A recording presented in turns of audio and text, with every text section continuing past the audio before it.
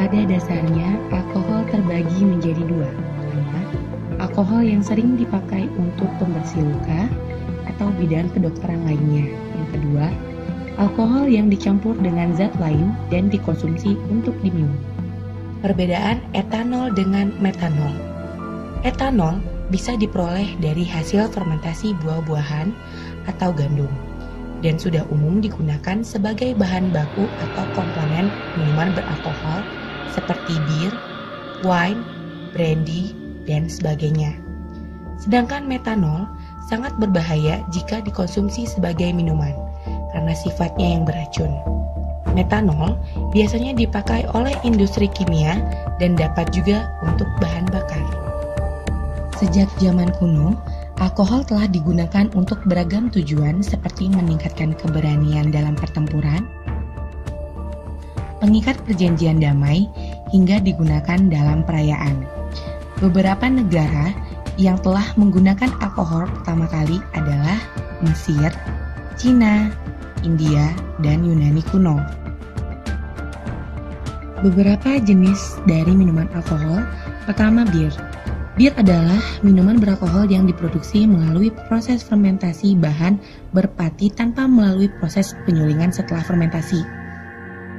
Vodka, minuman beralkohol berkadar tinggi, bening dan tidak berwarna yang biasanya disuling dari gandum yang difermentasi. Dan tuak adalah sejenis minuman beralkohol Nusantara yang merupakan hasil fermentasi dari nira, beras, atau bahan minuman buah yang mengandung gula. Salah satu penyebab seseorang menjadi alkoholik adalah faktor lingkungan pergaulan yang salah, di mana meminum minuman keras dipandang suatu hal yang tren, gaul, dan masa kini. Padahal, meminum minuman keras dapat menyebabkan gangguan fungsi hati yang sering disebut dengan liver. Bahkan bisa menyebabkan kematian jika mengkonsumsi alkohol secara berlebihan dan terus-menerus. Pada tahun 2001 hingga 2003, tercatat sebanyak 8.570 jiwa telah meninggal dunia akibat mengkonsumsi minuman keras. Lalu, pada tahun 2003 hingga 2006, tercatat sebanyak 10.170 jiwa meninggal dunia akibat minuman keras. Kemudian, meningkat kembali di tahun 2006 hingga 2009, tercatat sebanyak 13.854 jiwa yang meninggal dunia. Terakhir, di tahun 2009 hingga 2011, meningkat drastis menjadi 17.800 jiwa yang meninggal dunia.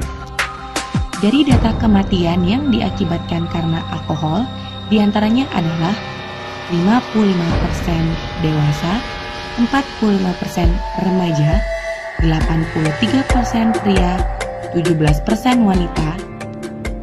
Selain berujung kepada kematian, pecandu miras juga dapat berakhir dalam jeruji besi karena menghalalkan segala cara untuk mendapatkan minuman haram tersebut, dari mencuri, merampok, hingga membunuh seseorang. Beberapa data yang diperoleh dari kasus kriminalitas yang dilakukan oleh pecandu miras antara lain pencurian 850 kasus, pemerasan 1.200 kasus, pembunuhan 328 kasus, dan perampokan sebanyak 638 kasus. Lalu, apakah Anda masih ingin mencoba mengkonsumsi minuman beralkohol setelah mengetahui dampak negatif yang ditimbulkan oleh minuman keras tersebut? Anda bisa membentengi diri Anda sendiri dengan cara selektif dalam pergaulan.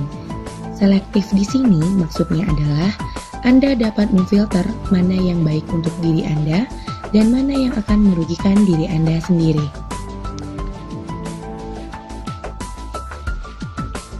Dampak yang terjadi jika Anda menjauhi minuman beralkohol antara lain fokus terhadap pendidikan, prestasi yang dapat membanggakan orang tua, serta disenangi oleh lingkungan pertemanan.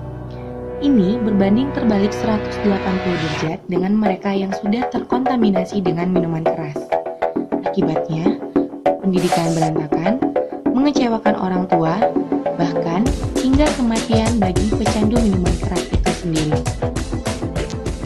Sedangkan di dalam ilmu kedokteran, Penggunaan etanol dengan dosis tertentu dapat menghangatkan tubuh pada saat suhu di bawah 0 derajat Celcius. Tetapi, jika digunakan dalam dosis yang berlebihan, akan mengakibatkan hilangnya kesadaran, bahkan rusaknya fungsi kerja organ-organ tubuh yang penting.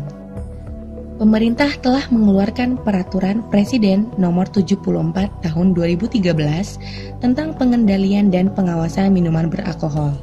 Jadi, sudah tertulis jelas penggunaan alkohol di Indonesia sudah diatur dan diawasi oleh hukum yang berlaku di Negara Kesatuan Republik Indonesia.